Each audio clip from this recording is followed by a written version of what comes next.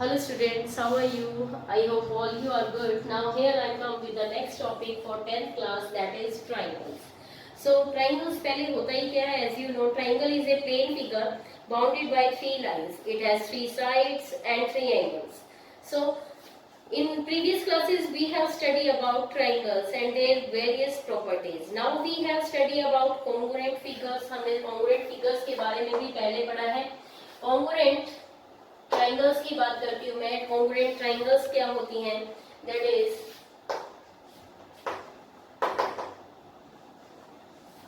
To triangles are said to be congruent. दो triangles congruent तब होंगी each and every angle and sides are equal, और you can say some specific criteria that we have studied, that is SSS, SAS, ASA, AAS and fifth one for right angle triangle, that is RHS. अगर वो इन पांच criterias को follow करती हैं तो हम कह सकते हैं कि हर एक एंगल या साइड्स जो भी इक्वल होती हैं एक ट्राइंगल की दूसरी के, तो वो ट्राइंगल्स क्या होंगे आपकी कॉन्ग्रुएंट. मतलब उनका साइज भी size and shape both are equal, दोनों ही इक्वल होते हैं. But in similar triangle, if two triangles are said to be similar, new concept है आपका सिमिलर होंगी. Suppose here is ABC and this triangle is similar to another triangle DEF. Then there is some specific rule, or you can say दो ही property हैं जो इनकी follow होनी चाहिए. ABC triangle is similar to DEF if their corresponding angles are equal. Corresponding angles mean to say angle A is equals to angle D. Suppose this angle is of 60 degree, angle D is of also 60 degree. B is 50, then this is also 50 and that is 70. So ये angle भी कितना होना चाहिए? 70. So angle A is equals to D, B is equals to E and angle C is equals to F. उनके corresponding angles equal हो, और second is their corresponding sides are proportional. मतलब corresponding sides का proportion में होने का मतलब क्या है? Suppose this is 3 centimeter, 4, 5. corresponding 6, 8, 10. अगर मैंने ये सेंटीमीटर में साइड ले ली है, then AB upon DE equal होनी चाहिए BC upon EF, which is equals to AC upon DF. That is 6, 3 upon 6, 4 upon 8 and 5 upon 10. So इनकी corresponding ratio जो है साइज की वो तीनों की इक्वल आनी चाहिए, that is 1/2, 1/2, 1/2. Then we can say triangle ABC is similar to triangle DEF. Symbolic representation की मैं बात करूँ तो ABC similar होगी triangle DEF. This is the symbolic representation for similarity. Similarity के लिए हम इसको रिप्रेजेंट करते हैं इस तरह से, इस सिंबल का रिप्रेजेंटेशन होता है. So now students, very first exercise from your NCERT is very easy. Here are some fill-ups and you can only said about the similarity, that whether the triangles or polygons or figures are similar or not. Now the next topic for here come is BPT theorem, that is basic proportionality theorem, that we discuss here. So what is BPT? Basic proportionality theorem, which is also known as Thales theorem. उसे हम Thales theorem भी कहेंगे. और ये एक naming theorem है. Exam में आपका इसका सीधा आ सकता है कि स्टेट एंड प्रूफ बीपीटी, उसकी स्टेटमेंट नहीं देंगे, मतलब स्टेटमेंट आपको खुद राइट करनी पड़ेगी and you have to learn this statement of basic proportionality theorem.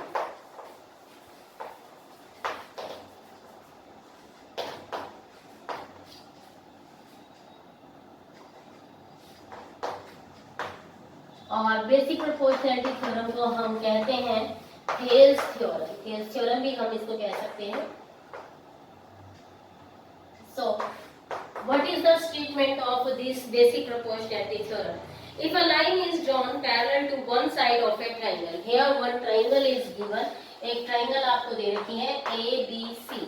एक लाइन जो है इसके एक साइड के पैरेलल ली है. सपोज मैंने ये ली है DE which is parallel to BC. BC के पैरेलल है, which intersect the other two sides in the distinct point.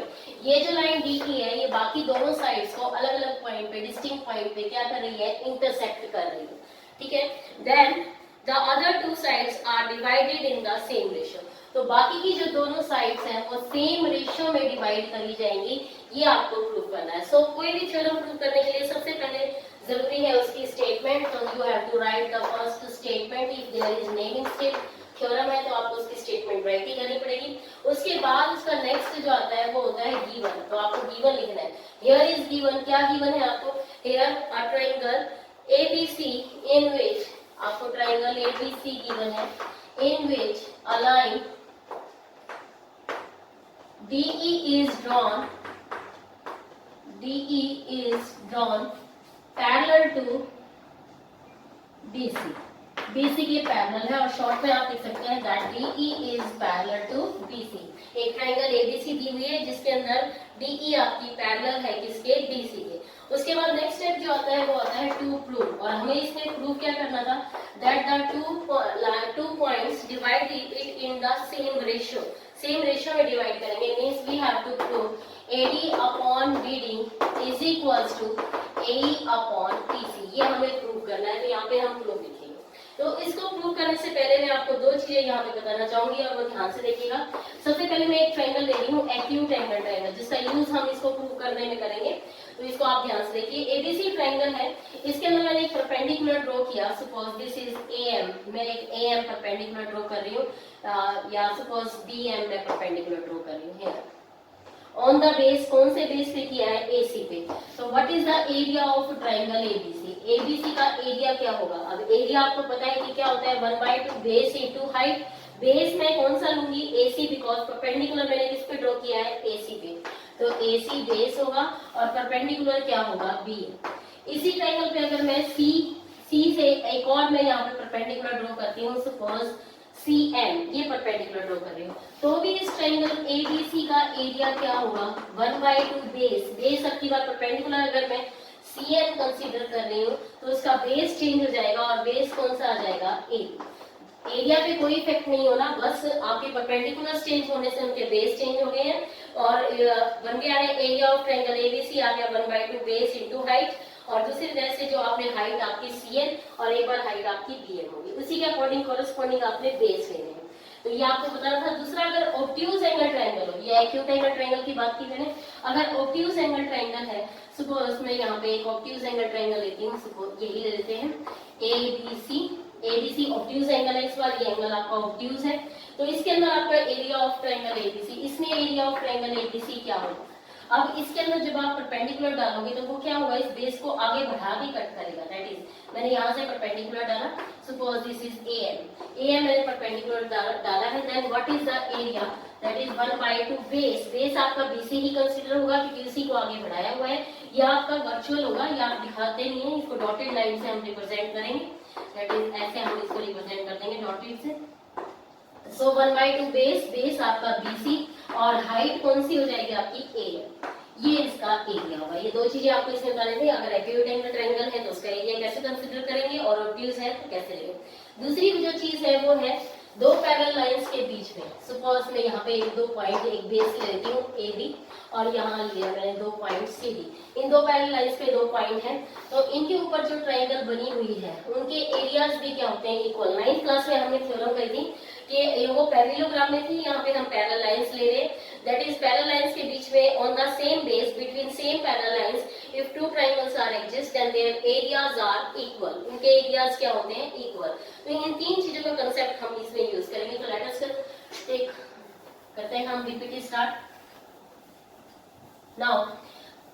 Proof लिखने के बाद हम यहाँ पे अगर कोई कंस्ट्रक्शन कर रहे हैं अपनी तरफ से, then we have to write here construction. तो इसको प्रूव करने के लिए मैं यहाँ पे कंस्ट्रक्शन करूंगी, और क्या कंस्ट्रक्शन होगी कि मैंने D से एक परपेंडिकुलर ड्रॉ कर दिया है DN, और E से भी दूसरा परपेंडिकुलर ड्रॉ किया है, दैट इज EN। ये two perpendiculars are drawn on the sides AE and AD।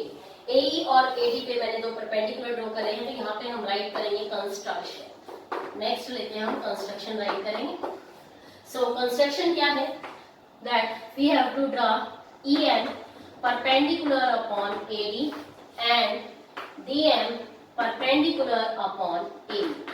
साथ में एक और कंस्ट्रक्शन कर रही हूँ कि join BE and CD। Join कर दिया मैंने किसको, BE एंड CD को मैंने ज्वाइन किया।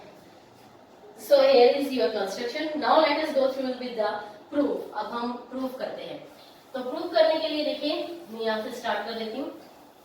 Consider the area of triangle. अब जो ट्राइंगल के एरिया की रेशियो कंसीडर करना चाहूंगी, प्रूफ राइट करेंगे। इसके बाद नेक्स्ट स्टेप होगा proof, that is area of triangle ADE की रेशियो लेना चाहूंगी एरिया ऑफ ट्राइंगल BDE के साथ।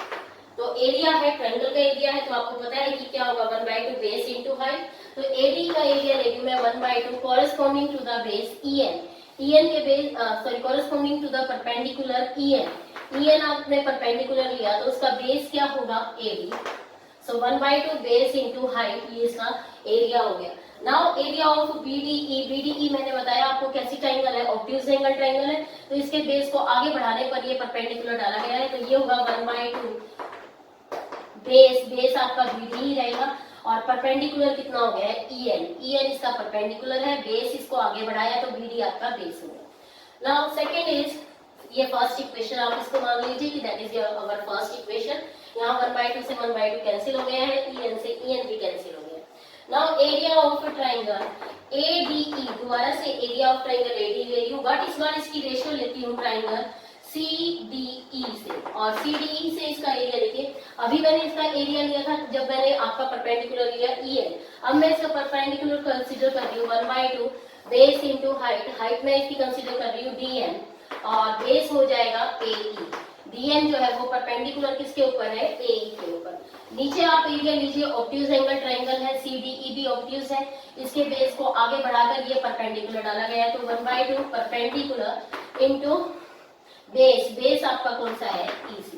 यहाँ देखिए ये रेशियो भी आपकी कैंसिल आउट हो जाएगी, और ये आपने सेकंड इक्वेशन मानी। तो फ्रॉम इक्वेशन 1 एंड 2 दो इक्वेशन आपके पास आ चुकी है, मैं यहाँ पे राइट करती हूँ। Area of triangle ADE upon area of triangle BDE is equals to, ये इक्वल आई है AD upon BD, first equation. Second है area of triangle ADE area of triangle CDE which is equals to AE upon EC। तो इन दोनों triangles की आप right left hand side देखिए, यहाँ पे ADE है, ये भी ADE है, तो ADED आपकी इक्वल है, but area of triangle BDE equal होगा एरिया ऑफ CDE। ये देखिए, ये जो DE लाइन है ये पैरेलल दे रखी थी BC की, तो between the same parallel on the same base अगर दो ट्राइंगल आपकी लाई करती हैं तो उनका एरियाज क्या होते हैं, इक्वल। ये 9th क्लास में हम थ्योरम करी थी कि on the same base and between same parallel lines if there are two triangles then their areas are equal. So area of triangle BDE किसके इक्वल है, CDE के। तो यहाँ से आपकी लेफ्ट हैंड साइड इक्वल हो जाती है, तो राइट हैंड साइड भी इक्वल हो जाएगी।